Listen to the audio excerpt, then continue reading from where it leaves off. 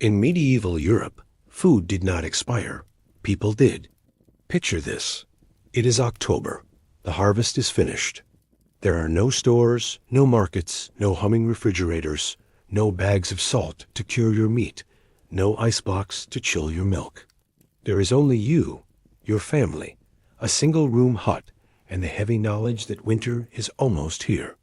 If you fail to save what you have now, you will not starve in weeks, but in days. And it was not only about meat. Everything mattered. Grains had to endure. Vegetables needed to survive the frost. Milk spoiled within hours. Fruit turned to rot before sunrise. So how did they manage? How did peasants with no land of their own, poor and without access to salt or ice, keep food from spoiling long enough to last through months of cold and hunger? That is the story here. Not of grand banquets or noble tables, but of cellars, smoke, earthen pots, and wisdom whispered from one generation to another. In the medieval world, food preservation was not a science. It was a tradition, an act of survival, a daily battle against mold, rot, vermin, and decay. It was done with nothing but fire, air, earth, and instinct. So if you have ever opened your refrigerator and wondered what life was like before it, here is your answer. Let us start with the fear of the empty bowl. Hunger in the Middle Ages did not creep in slowly. It struck like sudden frost, and it struck every year. Peasants feared many things: taxes, plague, winter itself. But nothing terrified them more than an empty pantry. Their year was not measured by festivals, but by survival. The most dangerous time came between January and March, often called the starving season. By then, what had been gathered in autumn was almost gone. The last onions sagged and softened. The final carrots turned limp. The grain bins echoed when struck. There were no fresh vegetables, no new fruit, no milk, because livestock had stopped producing. Hens laid no eggs, gardens were bare, and the soil was frozen. That is why preserving food was not simply useful. It was the difference between life and death. Those who failed to prepare in the fall rarely saw the spring. Yet salt, the most powerful preservative, was costly and scarce, affordable only to lords, monasteries, and wealthy towns. Ice, the other great savior, was no help. There were no frozen cellars, no mountain ice brought in wagons, no way to keep snow cold enough. It melted, it vanished, it spoiled everything it touched. So what did they rely on? They turned to the world itself. Sunlight, smoke, earth, wind, clay, and time. Along with countless tricks passed down from elders with worn hands and sharper memories, because spoiled food was the silent killer. A single rotten meal could end a life as surely as famine. Meat spoiled within hours. Grain became alive with insects. Fruit decayed before morning. A meal that was safe could keep a child breathing. A meal gone bad could stop a heart by dawn. And choice had nothing to do with it. No one stored food for comfort. They did it because they had to, because every bite counted. They learned to stretch what little they had. To make sour milk last one more day. To hang meat until it turned dark, but not deadly. To dry, to smoke, to bury, to guard. That is where true brilliance appeared, not in wealth, but in wisdom. They built fire pits that cured, dug cool holes in the ground, used trees and baskets to keep rats away, mixed ash to dry, sealed clay to protect. Above all, they lived by habit and memory, because one mistake could mean death. Food was not only nourishment, it was survival, and survival was everything. No backup, no second chance, only silence and hunger. So when you ask how they preserved food without salt or ice, what you are really asking is how they stayed alive when everything around them worked against their survival. The answer begins with the little they had and the way they used it. In the next chapter, we will enter the smokehouse, not one made of bricks, but one made of sticks and instinct. Because long before refrigerators, People knew that smoke remembers. Before cool storage, there was the wind. Before salt, there was fire. And before preservation became science, there was instinct and smoke. For medieval peasants, drying was often the first and sometimes the only way to keep food from going bad. Let us begin with air drying. Simple, quiet, and surprisingly powerful. During the dry autumn days, peasants hung herbs, beans, mushrooms, fish, and even thin strips of meat from ropes tied across beams or tree branches. The sunlight warmed them while the wind drew out the moisture. Time finished the process. In some places, long poles stuck out from the walls of houses like open arms, holding baskets filled with apple slices, onions, or greens, fluttering gently in the air. Drying took patience. It lasted for days, sometimes for weeks, and it was never guaranteed. Rain could ruin all their work, so could birds or children, but it cost nothing. And when done properly, the food stayed good for months. Then came smoke. Not every home had a real smokehouse. Most had none, but every family had a fire. Where there was fire, there was smoke. And where there was smoke, there was a way to preserve food. Families built small wooden frames above their main hearths or near their cooking fires. They hung meat, fat, sausages, strips of bacon, or fish, letting the slow warmth and smoke dry them gently. The smoke did more than dry. It coated the food with natural oils and compounds that kept insects, mold, and decay away. It changed the taste, made the food darker, tougher, and often bitter. But bitter was better than deadly. Not all wood worked the same.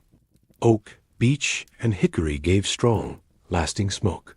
Pine and other resin-rich woods were avoided since they made food oily and unsafe. Applewood and cherry, for those lucky enough to have them, gave a sweet scent.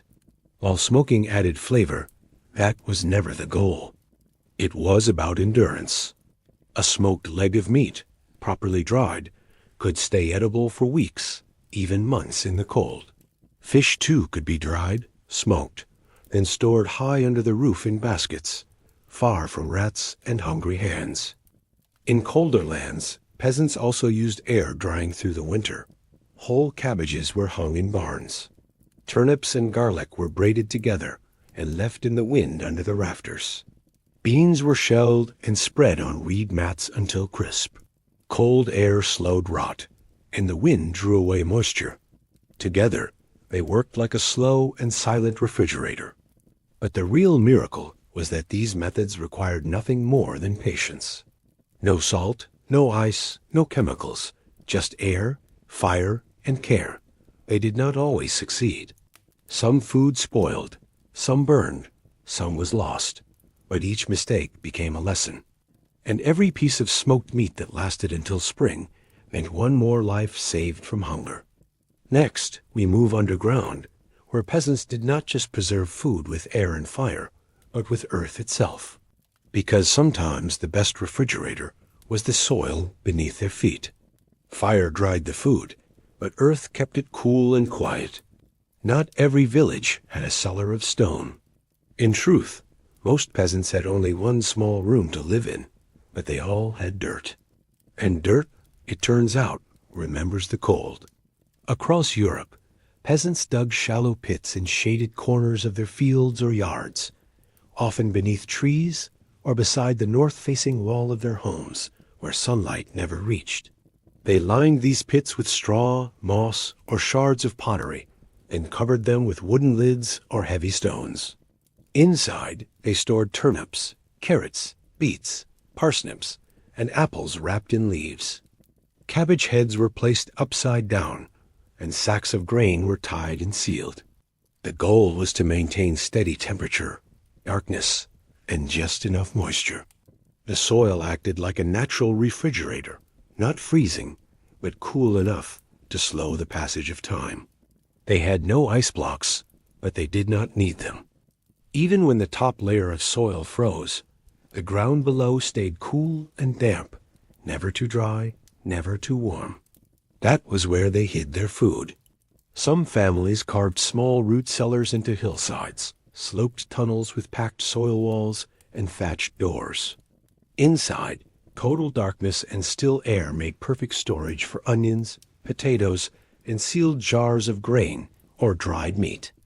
Even milk could last a little longer when poured into clay pots and buried in earth. Peasants used ceramic jars with tightly fitted clay lids.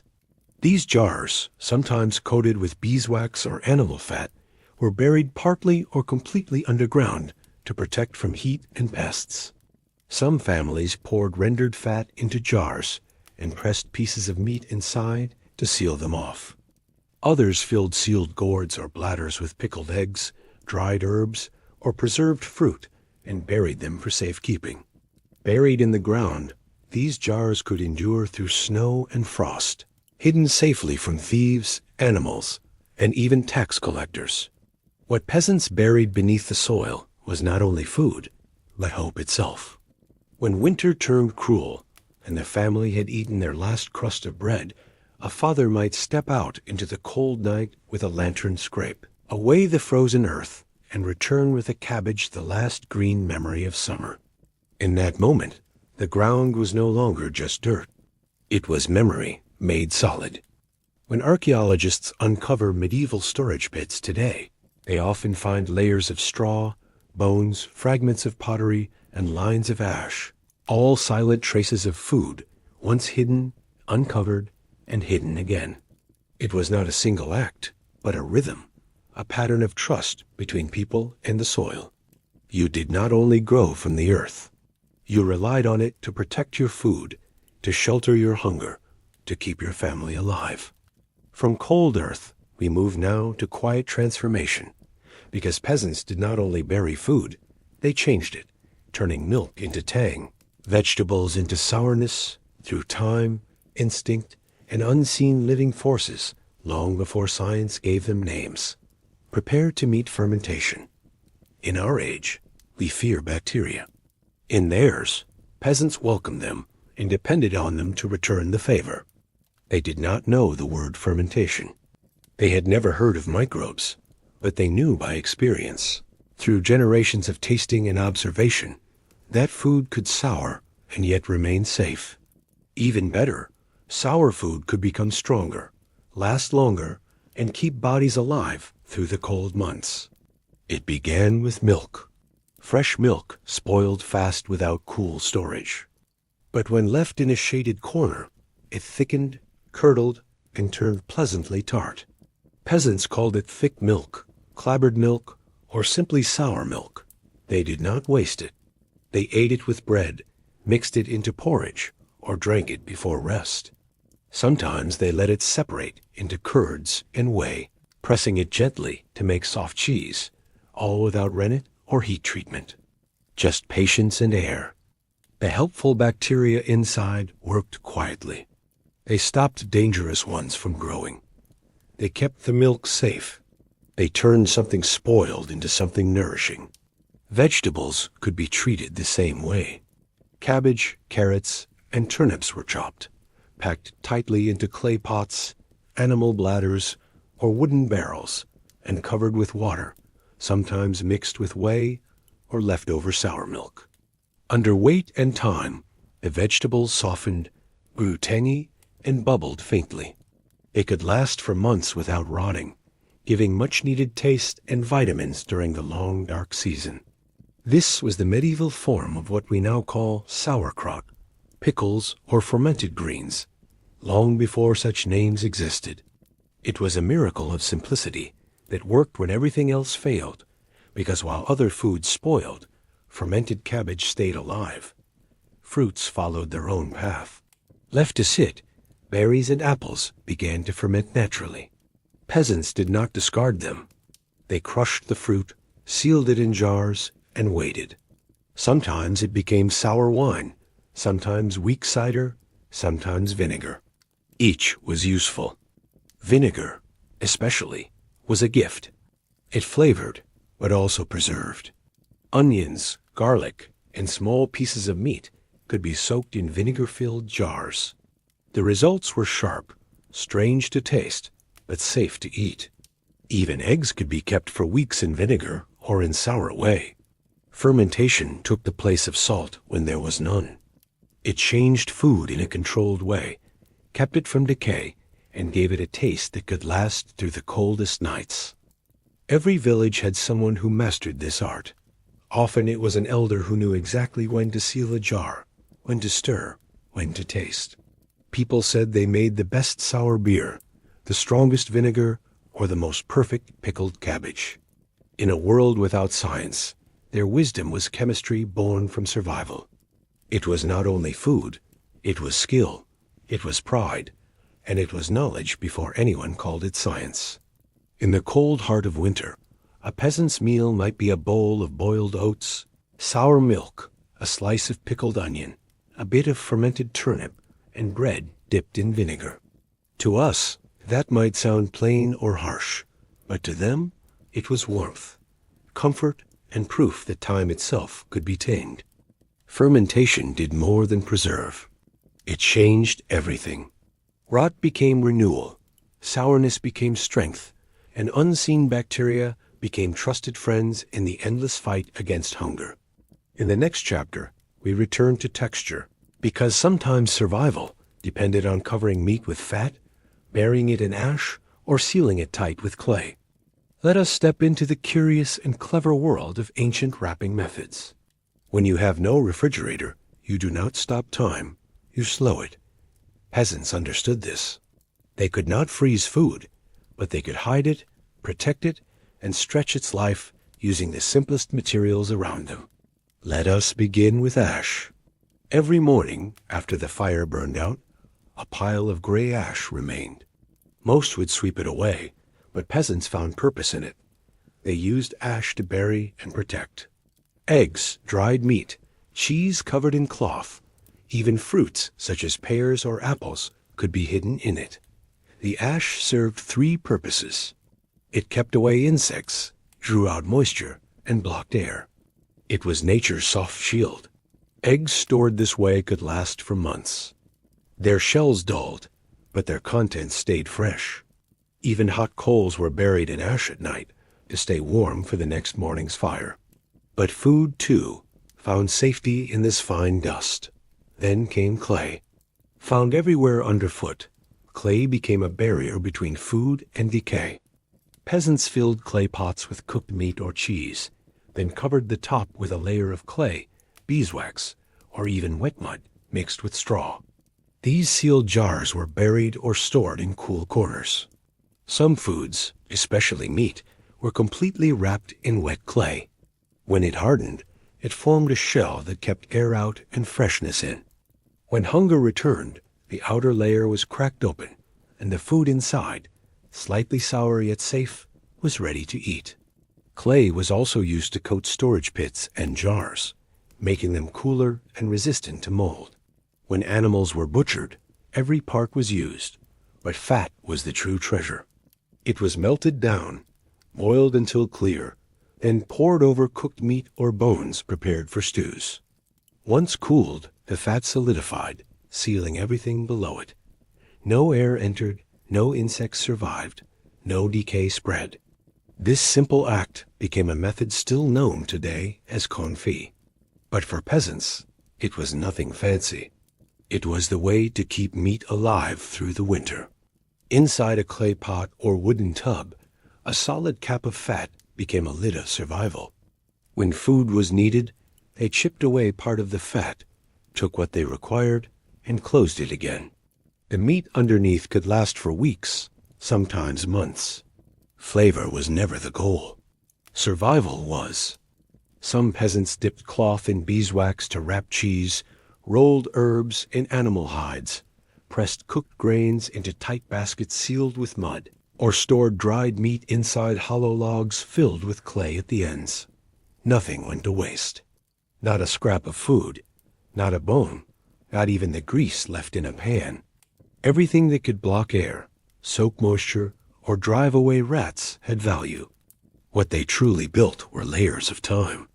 They could not stop decay, but they could delay it long enough to reach another morning, another meal, another passing storm. Each layer of protection ash, Clay, fat, or wax was a small victory against hunger.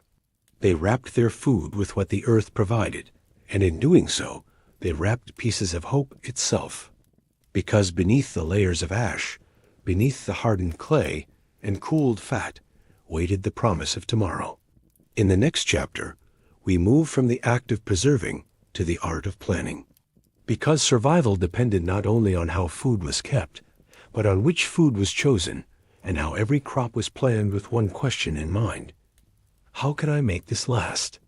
Some foods fed a person for a day, others for a season, but the wise ones fed their families until spring returned.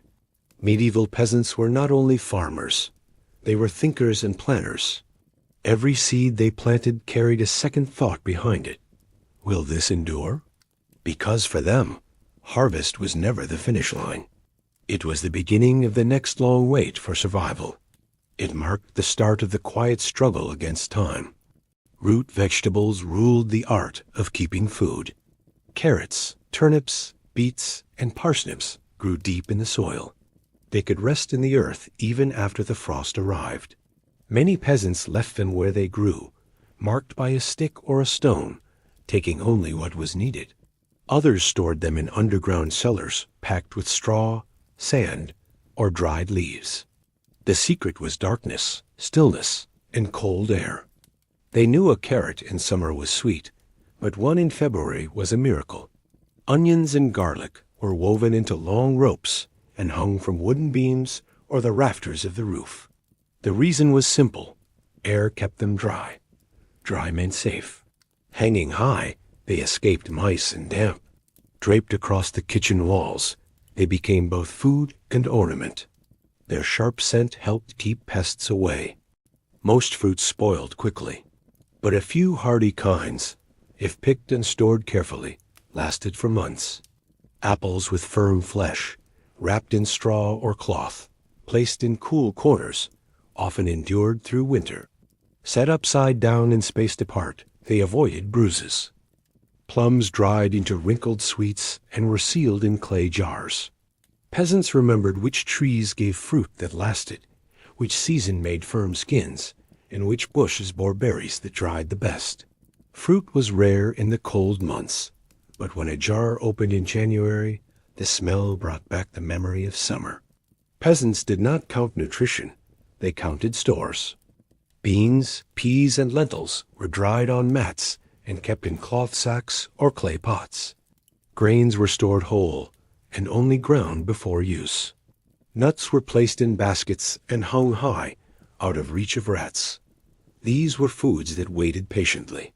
They resisted rot and spoilage. They sat in silence until needed, ready to stretch a meal.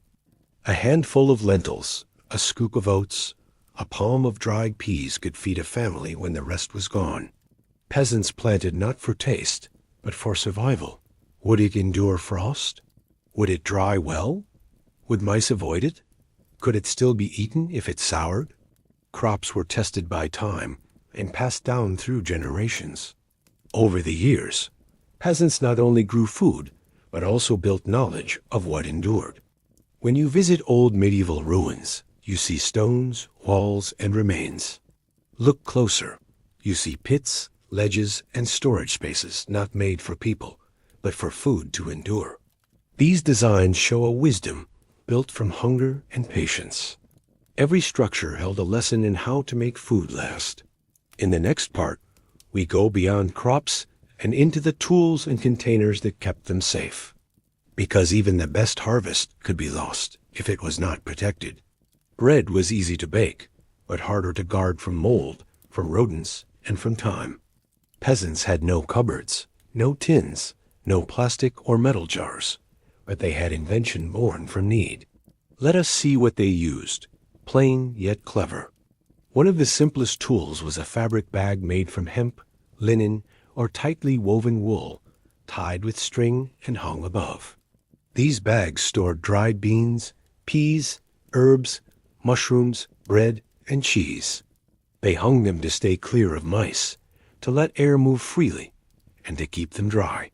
Many bags were marked by knots or simple signs. Some were double wrapped or had charcoal or dried mint to repel insects. Without locks, height and movement were their best defense. For larger goods, like fruit, roots, or wrapped meat, peasants used woven baskets of willow, hazel, reed, or split oak. These were hung from the ceiling, often above the hearth, where smoke gently preserved the contents. Some had lids weighted with stones, others were lined with straw, cloth, or moss. In winter, the mild heat from the fire below kept them from freezing, molding, or spoiling. These baskets became floating cupboards, hanging over the flames, guarding the last of the season's food. Peasants also relied on clay jars, thick, rough, and strong. These jars held meat covered in fat, pickled greens, sour milk, and fermented grain mash. Their tops were made of pressed clay, cork or leather, sealed with mud, beeswax, or hardened animal fat. Often these jars were half buried in the ground, the cellar floor, or the shaded corners of sheds. The earth gave them coolness. The jar shielded them from air. Their weight discouraged thieves, for they were too heavy to carry away in haste. Some families built wooden chests lined with straw or bark. Grain was poured inside and sealed tight. Sometimes a child slept above it, using the chest as a bed. In attics or lofts, wooden crates held dried herbs and onions. Some bins were hollow logs, open at one end, sealed with a clay plug. Every part of the home had a reason. Every corner could serve as a pantry, even the space under a bed, behind a door, or beneath a board in the floor. The house was not only a shelter for people, it was a silent storage chest for food. To guard what they had, peasants lined sacks with nettle leaves and mint, used charcoal dust to keep things dry, and placed ash or crushed eggshells around baskets to drive away rats. Clay discs on lids served as charms against spoilage. Some even tied small bells to baskets so movement could be heard. To a peasant, a single stolen onion meant a meal lost. They owned little, yet protected it with great skill. With rope, cloth, baskets, and clay, they turned their homes into living engines of preservation. Let us look deeper into the wisdom behind these customs, not just what they did, but how they came to know it. It was passed through tired mouths in smoky rooms, by memory, not writing. In a time before books, knowledge lived in speech, and voices carried it across generations. Most peasants could not read, yet they knew what to plant, when to dig, and how to store. They learned it from the old ones, who taught them in whispers beside the hearth, or while tying up sacks on cold mornings. Food keeping was not taught in classrooms. It was learned in the smoke, in the silence, in daily motions, repeated 1,000 times. Listen closely, and you would hear the words of grandmothers. Never let carrots touch iron. Apples near onions will spoil. Always pull turnips when the moon grows smaller. To us these sound like legends, but to them they were proven rules. Generations of trials carved these lessons into habit. No charts, no measures, only the color of the sky, the smell of the cellar, the sound of a jar when struck. The elders always had answers. If there was no salt, they used smoke. No vinegar, they used sour whey. No jar, they wrapped food in bark. No cool pit, they hung it where wind could dry it. They did not fear change. They adjusted with skill. Their memories held recipes never written down, like drying pears with mint to chase away flies, rubbing cheese with ash to stop mold, and placing garlic among stored grain to keep insects away. The old ones timed everything by sense. Pick onions only after the dew has dried. Dry beans on cloudy days. Too much sun cracks them. Never keep apples before they have sweated for 3 days. These were not random acts. They were careful rules of survival. Even children learned the signs. If cabbage smells sweet, it has spoiled. If cheese begins to sweat, bury it deeper. If mice avoid the jar, you must not eat what is inside. Some believed that marking a cross on a lid would keep food safe from turning sour. Burning mint in the pantry drove away mold spirits. Whispering a prayer before sealing a jar gave peace to the meal stored within. These small acts were more than superstition. They were attention. They were mindfulness, a way to honor the moment when food left the present and entered the uncertain waiting of the future. The eldest woman in the village often carried the deepest knowledge not only of how to cook, but how long to dry a plum, which leaves were best for wrapping cheese, and how many days a jar could rest before the cabbage soured. Children watched closely. Mothers copied her ways. Fathers remembered in silence. Through this quiet chain, the art of keeping food became a form of inheritance. No written pages, no scrolls, no notes, only the work of hands, the watch of eyes, the scent of air, the sound of jars being sealed. And when food lasted through February without decay, everyone remembered who taught them to tie the lid tight. In the final part of this tale, we must ask not only how peasants preserved food, but why. Because in truth, they were not just saving cabbage or milk or meat. They were saving life itself, the rhythm of survival, and the hope to see another spring. A loaf of bread could fill a stomach, but the act of keeping it alive filled a story. When we ask how medieval peasants kept their food from spoiling, we imagine tools, jars, clay, fire, and straw, and those things mattered. Yet beneath it all, under every layer of earth and fat, something greater was being preserved, something softer and older, memory. Each time a cabbage was buried, a child learned by watching. Each time a jar was sealed, a mother murmured a rule. Each time meat was dipped in fat, a father passed on a lesson through motion alone. Those movements became inheritance, a culture woven not from gold, but from endurance. Food preservation in peasant life was repetition.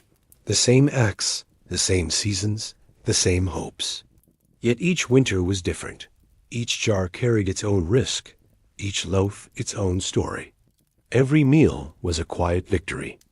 In a world of fear and famine, that rhythm was their defiance against hunger and decay. Preservation was not a task done alone. It was shared work. One person tied herbs, another sealed jars. Children turned roots.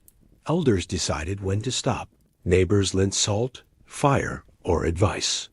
When a family's store failed, others offered what they could, because hunger ignored walls, but kindness reached across them. In the long darkness of winter, the food they saved was more than nourishment. It reminded them that they had prepared, that wisdom had guided them, that even in scarcity, there was still something to hold on to. A smoked ham, a soft apple in January, a handful of beans that rattled with hope. Each piece of food was a relic of labor, a quiet prayer for another day. In our age of endless abundance, we rarely wonder how food endures. But back then they wondered every morning, not from choice, but from need. And through that need, they left behind a wisdom that still breathes in cellars and lingers in the scent of dried herbs, waiting to be remembered.